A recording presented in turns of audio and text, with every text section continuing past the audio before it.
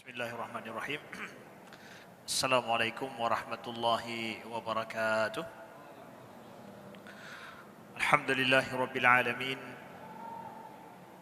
Alladhi bi ni'matihi tatimmu salihat wa bi fadlihi tatanazzalul khairat wal barakat wa bi taufiqihi tatahaqqaqu al maqasid wal ghayat.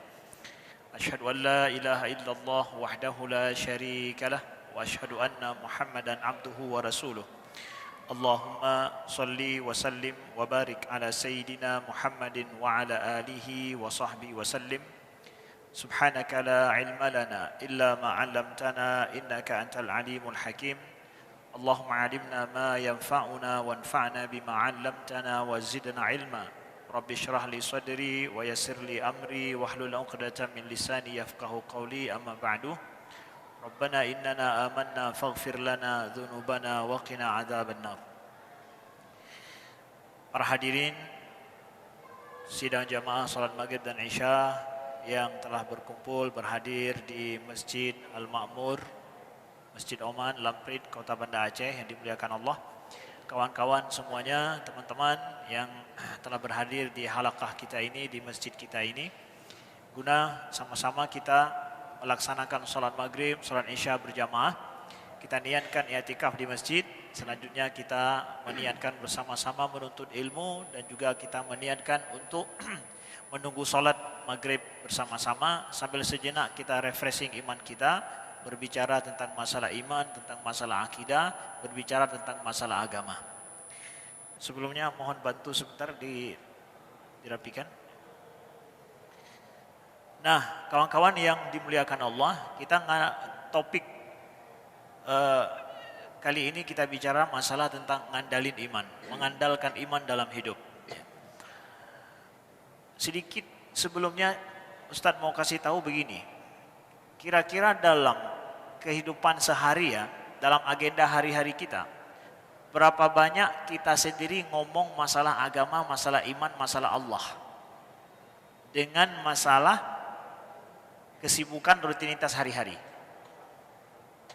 Mana lebih banyak? Ada nggak kita coba kita sendiri nih bicara dengan kawan, bicara dengan orang lain tentang masalah agama, tentang masalah akidah, tentang masalah keyakinan, atau bicara tentang Allah gitu. Apa aja gitu. Terserah mau topiknya apa aja. Nggak harus baca Al-Quran, didengerin, nggak. Topik sambil ngobrol santai sama kawan-kawan, tapi ada kita ngomong masalah Allah gitu. Seberapa sering? Atau jarang sekali gitu. Ataupun kalau kita nggak ngomong, ya berarti kita dengar orang lain misalkan ngomong tentang masalah iman dalam sehari kita, misalkan porsinya kira-kira ada nggak setiap hari, setiap saat kita dengerin itu. Maka saudaraku, kawan-kawan yang dimuliakan Allah, kita setiap saat perlu untuk punya perhatian terhadap akidah dan terhadap iman kita. Kita udah beriman tuh, persis seperti kami sampaikan, kita udah download iman kita udah ada aplikasi ini. Tapi kalau nggak kita pakai, ya sama dengan nggak bisa kita andalkan. Mari kita andalkan iman itu dengan kita pakai, kita pergunakan. Dan dalam hidup, iman itu bukan hanya sekedar bagian kecil daripada hidup ini, enggak. Nah ini dia. Ya, iman itu, masalah iman bukan sebagian kecil daripada hidup atau salah satu bagian hidup kita, bukan. Tapi kalau boleh kami buat sebuah permisalan bahwa iman itu adalah akar daripada kehidupan. Semua permasalahan hidup kita itu akan berujung dimulai dari iman dan berujung kepada masalah iman. Kalau kita berpikir kawan-kawan bahwa ya ini kan masalah iman, ya salah satu topik pembicaraan lah. Sedangkan topik yang lain lebih banyak kita bicarakan. Lebih banyak kita bicarakan artinya lebih banyak kita perhatikan. Sedikit kita bicarakan, sedikit menjadi perhatian.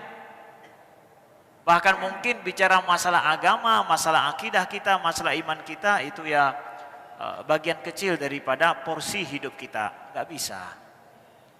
Kita harus paham, harus tahu, harus sadar bahwa sesungguhnya masalah iman itu adalah akar daripada kehidupan kita. Itu harus kita dudukkan di situ, masalah iman itu. Kita dudukkan tempatnya di situ tuh, akarnya itu. Bahkan bagian penting dalam hidup, bahkan hampir seluruh hidup kita itu semua bermuara nantinya kepada iman. Nah, kawan-kawan yang dimuliakan Allah, mari kita lihat. Kalau seandainya kita yakin bahwa dalam hidup itu kita harus mengandalkan keyakinan, dan dengan keyakinanlah kita masih mampu berusaha untuk hari ini, masih mampu berusaha untuk masa depan, atas dasar sebuah keyakinan. Ini contoh kecil ya.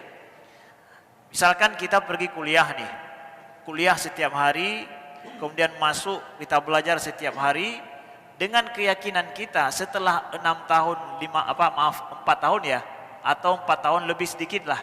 Ya, mudah-mudahan skripsinya lancar, cepat selesai, karena biasanya yang lama itu di skripsinya ya.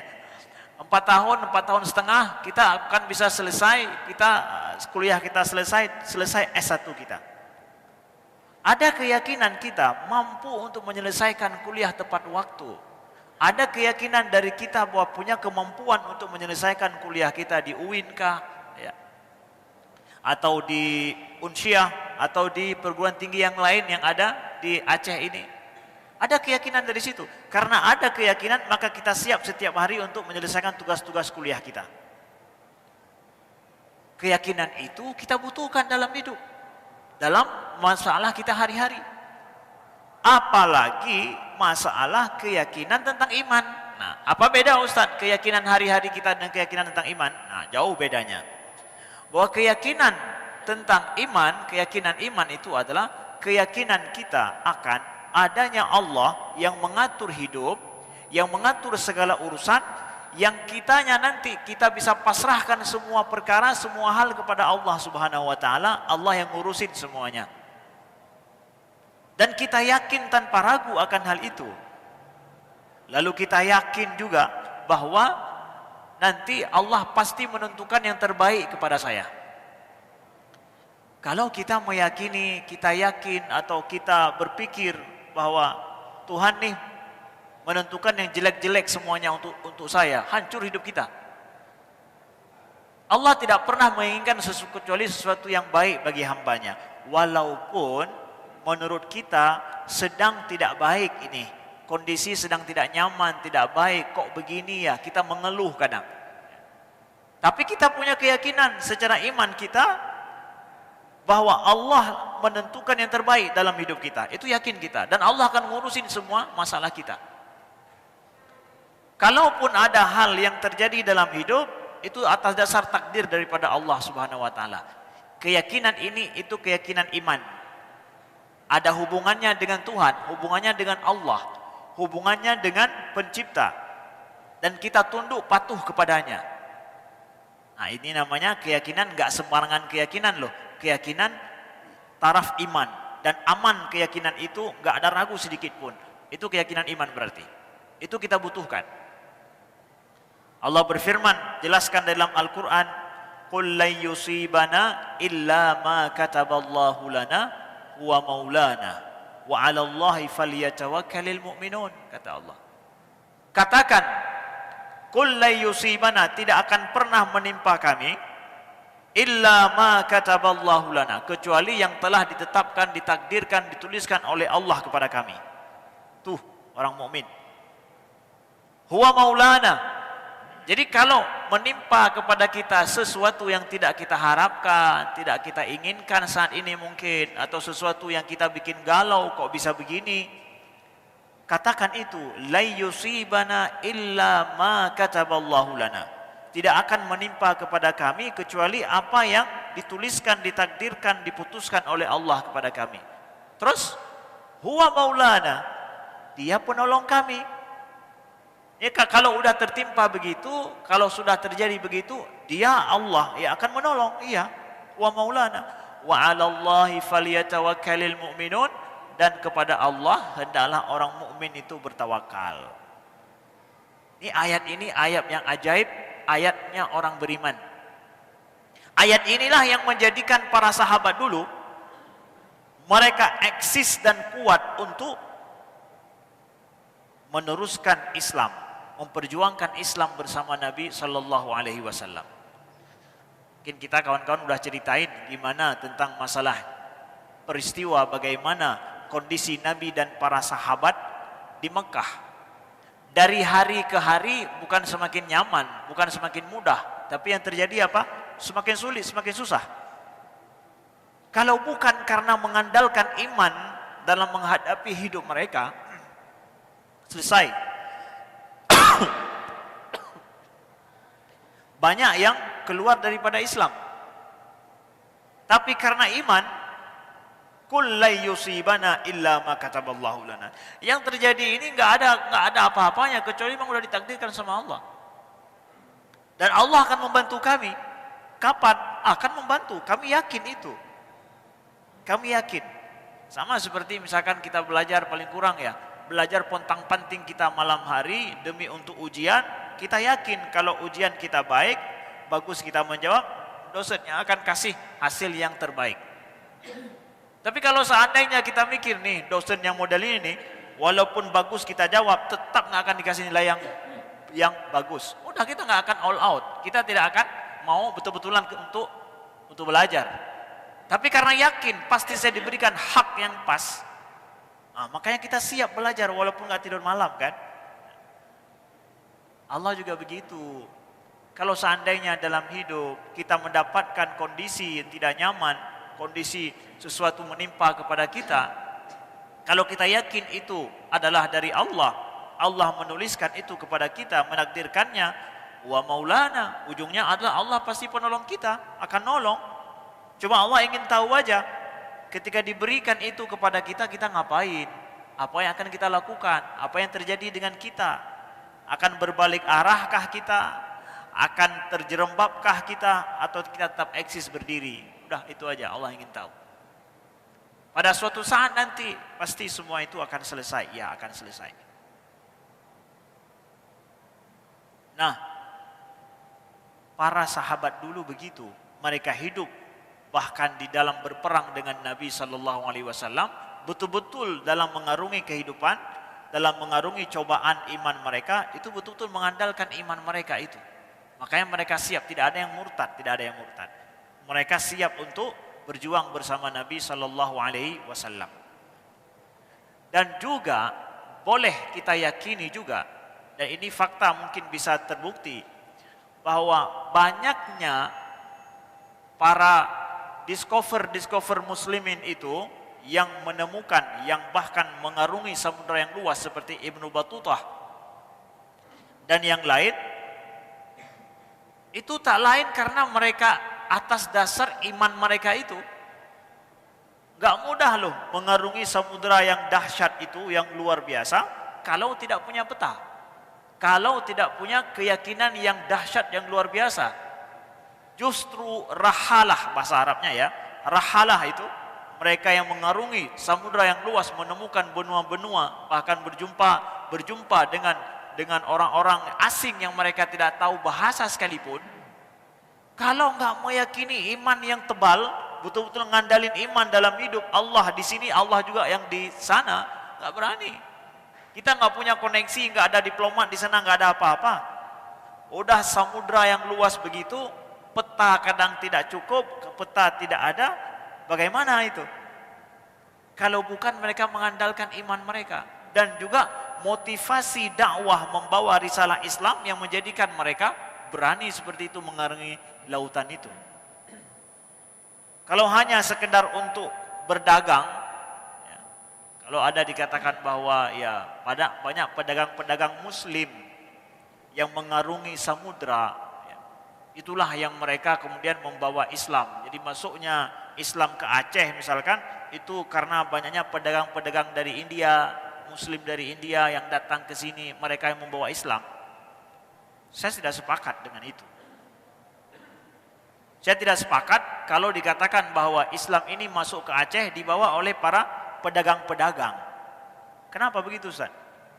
Karena perspektif yang mengatakan bahwa yang membawa Islam masuk ke Aceh itu adalah pedagang, itu perspektif materialis. Bahwa orang mau pergi itu karena mau berdagang, kalau nggak berdagang nggak mau pergi. Orang muslim dulu, para ulama-ulama kita dulu, enggak begitu.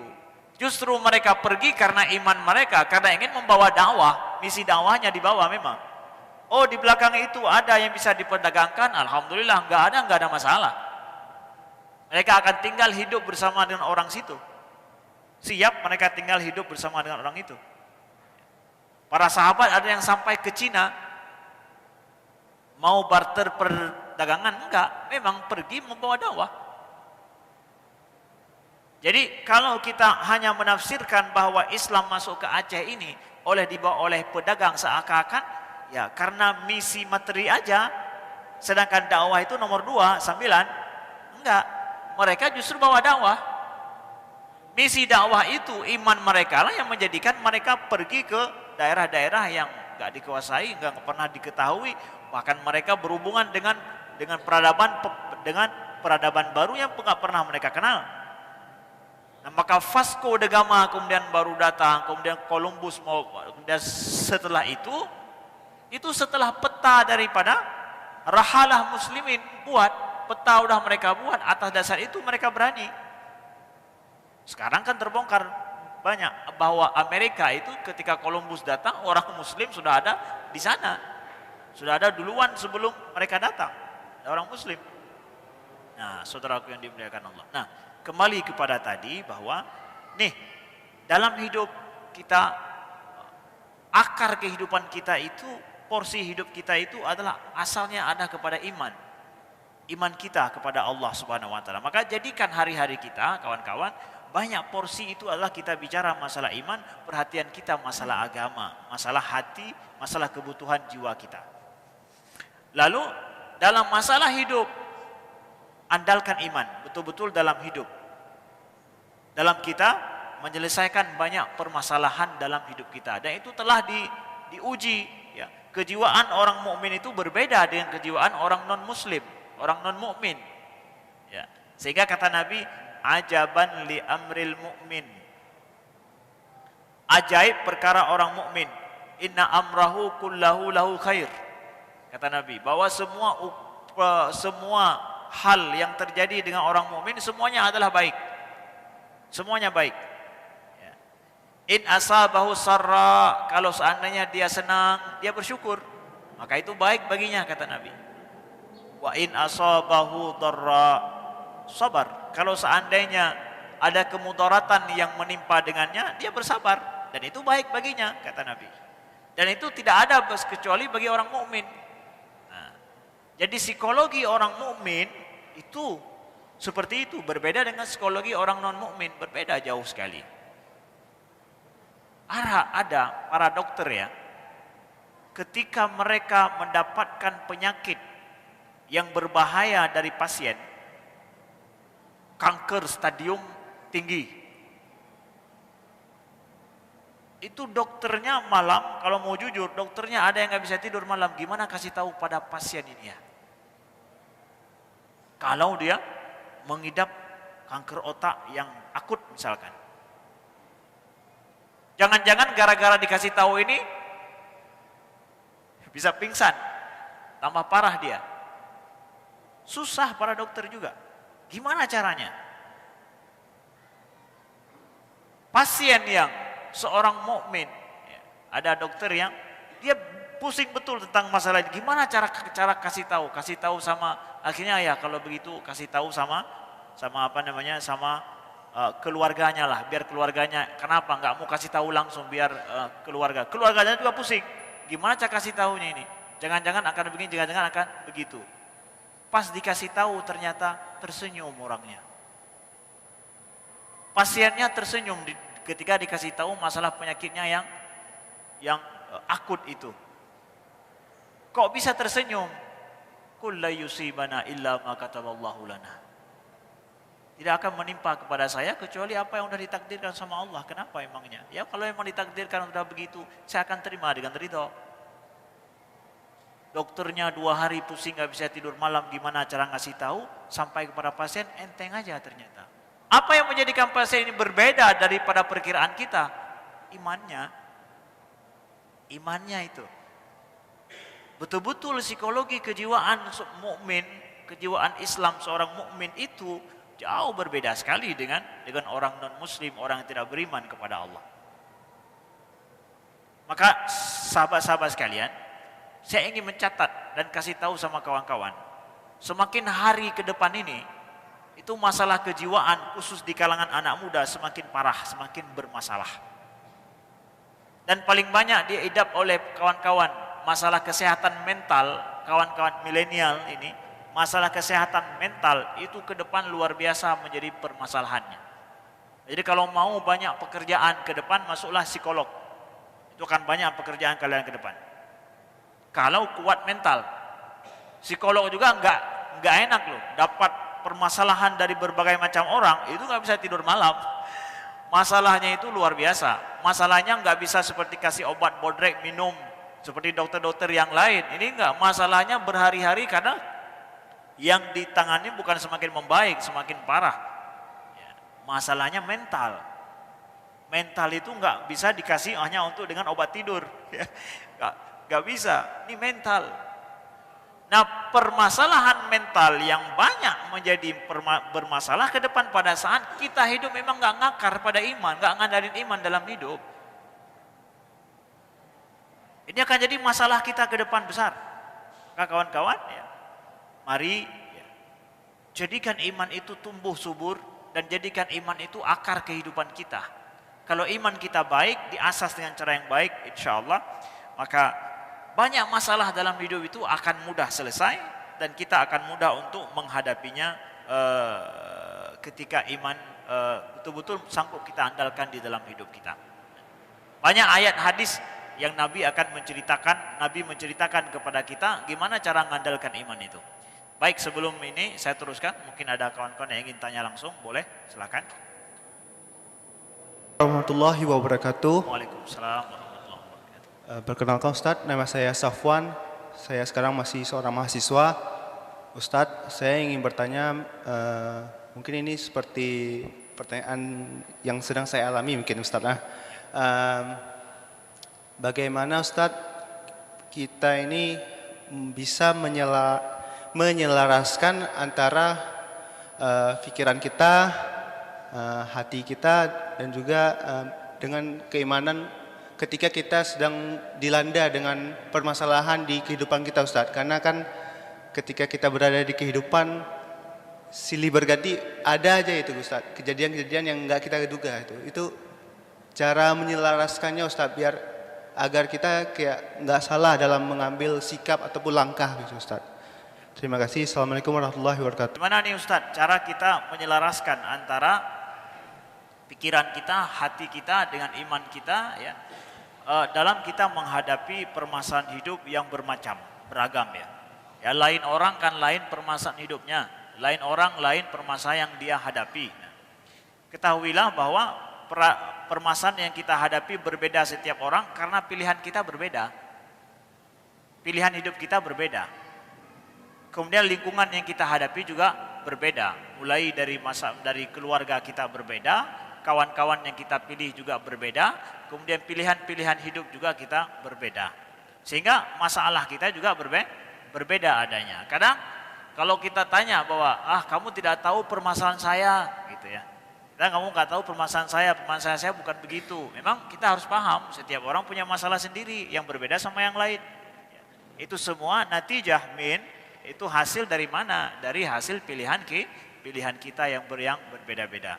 Lalu bagaimana menyelaraskan antara pikiran dan hati kita? Kan kita ketika ada permasalahan seperti itu mau ada solusi, pikiran bilang begini, hati bilang begitu, tapi masalah iman mungkin bukan begitu. Saya mau ambil nih solusinya seperti ini, tapi ya, walaupun pikiran mengatakan oke, tapi dengan masalah iman, dengan masalah agama, masalah syariat, masalah sunnah Nabi, nampaknya nggak bisa. Ya, gimana itu? Tapi saya berpikir adalah seperti ini, Mbak. Gimana saya cara menyelaraskannya? Nah, bagi kawan-kawan muda, ketahuilah bahwa masalah yang terjadi seperti itu untuk membesarkan kita. Supaya kita lebih cerdas dalam memilih pilihan yang mana. Tinggal sekarang ketika saya memilih itu saya akan mengandalkan apa? Kalau saya akan mengandalkan pikiran tok, ya udah, berarti nanti nggak akan sinkron sama iman sama hati. Ya, nggak sinkron sama iman sama hati kita. Tapi sekarang kita mau belajar ini. Kalau biasa kita mengandalkan adalah pikiran kita aja, kita istisyarah atau konsultasi dengan orang-orang yang memang nggak pernah mengucapkan insya Allah, nggak pernah mengucapkan Bismillah, ya udah apa yang dia berikan solusi kepada kita juga ya nggak ada solusi. Alhamdulillah, subhanallah, insya Allah, la haula wala quwata illa billah, nggak akan ada juga di situ. Udah, berarti kamu ketika mengambil solusi yang jauh daripada permasalahan iman, maka engkau akan belajar tentang membuat sebuah keputusan yang jauh daripada iman, nanti akan tahu sendiri akibatnya seperti apa. Akan terus kita dibesarkan seperti itu. Maka pada saat saya mengambil sebuah choice, sebuah keputusan, sebuah pilihan, saya andalkan iman saya. Bahwa di samping saya andalkan pikiran, saya andalkan orang-orang yang di sekeliling saya memberikan input kepada saya akan andalkan juga ini hati dan masalah iman tentang kalau agama ini gimana mengatakannya seperti apa. Kita akan istisyarah kepada orang-orang yang guru-guru kita yang paham tentang masalah agama.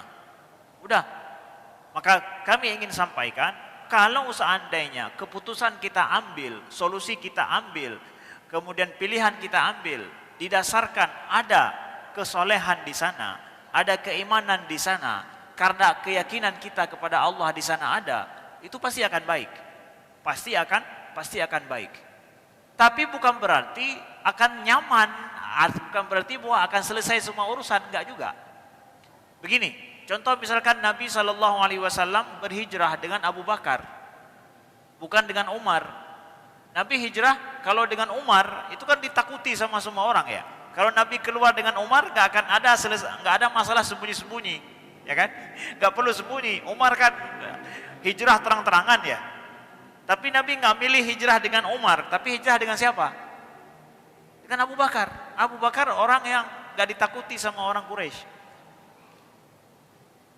Kenapa Nabi milih dengan Abu Bakar? Nggak milih dengan Umar? Kita akan dapatkan itu kata Nabi apa? Bahwa sebaik-baik kalau ditimbang imannya Abu Bakar dengan seluruh umatku, kata Nabi apa?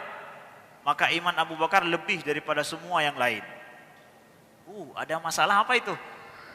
Masalah hati, masalah iman itu. Iman Abu Bakar dengan iman Umar kalau ditimbang ya nggak bisa ditimbang.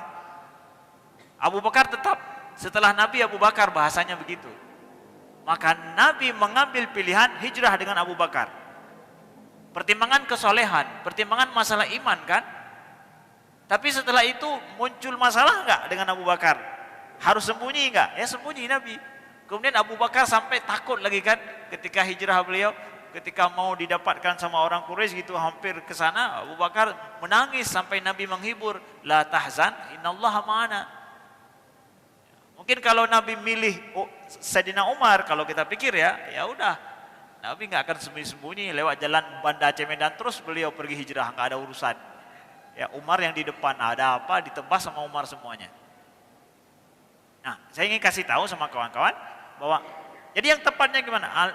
Ambillah keputusan yang berlandaskan kepada iman, maka berlandaskan kepada hati, ketenangan hati. Maka nantinya bahwa sesungguhnya albirru tuma'ninah kata Nabi. Akhirnya nanti adalah sesungguhnya kebaikan itu tuma'ninah. Ada ketenangan di sana. Walaupun ada masalah, tapi hati kita tenang, nyaman. Itu aja. Seperti Nabi, hijrah dengan Abu Bakar, ada masalah, tapi hati beliau tenang, nyaman, gak ada masalah. Dengan hati beliau, walau masalah di depan ada banyak. Gitu. Tapi ujungnya kita tahu, ternyata cara begitu yang betul. Cara begitu berhasil loh. Nah, begitu. Baik, ada yang lain? Assalamualaikum warahmatullahi wabarakatuh. Waalaikumsalam warahmatullahi wabarakatuh. Ya, sebelumnya perkenalkan nama saya Rizky, status saya seorang mahasiswa. Jadi saya ingin bertanya pada Ustadz Afwan, sebelumnya saya ingin bertanya pada Ustadz, pada poin sebelumnya Ustadz kan bilang segala sesuatu masalah itu kita hadapi dengan iman. Dan kita tahu iman itu senantiasa diuji oleh Allah dan